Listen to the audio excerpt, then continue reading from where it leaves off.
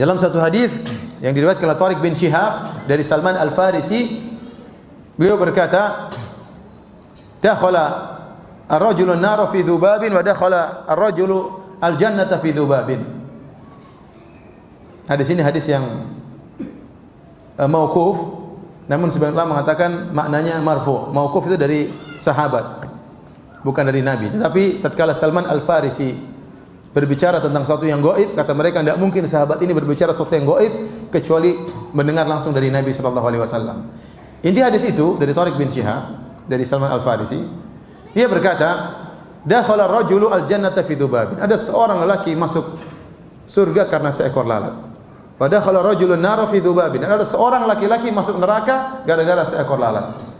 Qalu wa kaifa dzalika ya Rasulullah? Kok bisa wahai Rasulullah seorang masuk surga gara-gara seekor lalat, seorang masuk neraka gara-gara seekor lalat? Maka Nabi jelaskan, marra rajulani ala qaumil lam sanam. Ada dua orang lewat suatu kampung, kampung itu punya berhala. Dan orang kampung tersebut tidak membolehkan seorang pun lewat kampung tersebut sampai menyembahkan sesuatu. Maka dua orang tadi diberhentikan oleh kampung tersebut. Mereka berkata, "Qarrib, sembahkan sesuatu untuk berhala kami."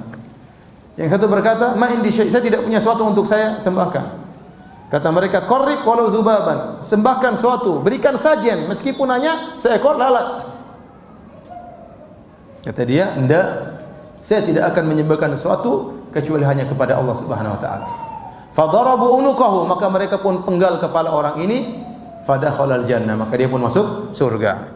Wa qalu lil akhar, kemudian mereka berkata kepada yang kedua, "Qarrib, sembahkan sesuatu."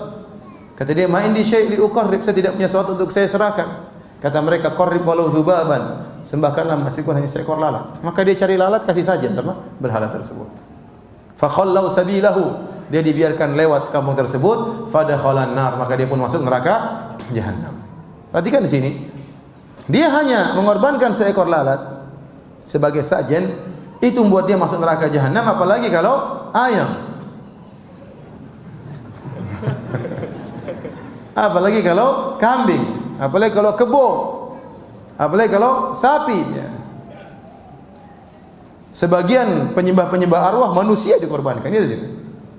Ya, apalagi manusianya gemuk. Ya. Bang, jangankan hewan, manusia mereka korbankan, sebagian penyembah-penyembah arwah. Ya. Tapi dalam kaum muslimin yang mereka sembahkan kepada selain Allah, hewan biasanya, hewan. Dan ini kesyirikan yang tersebar di masyarakat. Saya lihat di sini mata kepala saya sendiri. Waktu zaman saya masih kecil, ada mau bangun rumah, maka datang kepada orang pintar, orang pintarnya jadi imam terkadang. Kalau ada acara ini dia yang pimpin, acara zikir bareng, acara tahlilan dia yang pimpin ya.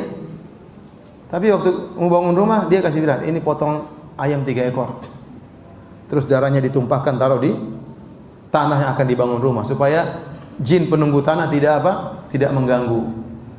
Jadi hal ini sangat membuat masyarakat bimbang ya. Masyarakat tidak tahu, kelihatannya ini orang alim ternyata ngajarin apa?